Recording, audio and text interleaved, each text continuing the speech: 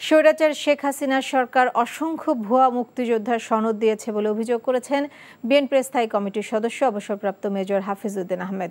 জাতীয় প্রেসক্লাবে জাতীয়তাবাদী মুক্তিযোদ্ধা দল আয়োজিত আলোচনায় তিনি কথা বলেন।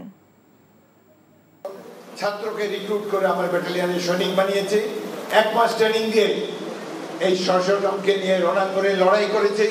তারা কোনো সার্টিফিকেটের পরোয়া করে নাই।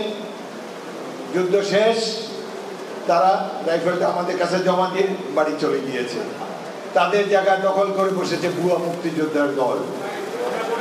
1971 সালে মুক্তিযুদ্ধের সংখ্যা ছিল 80,000, এখন কিভাবে 2.5 লাখ হলো? এটার কৃতিত্ব আওয়ামী লীগ এবং শেখ হাসিনাকে দিতে হবে।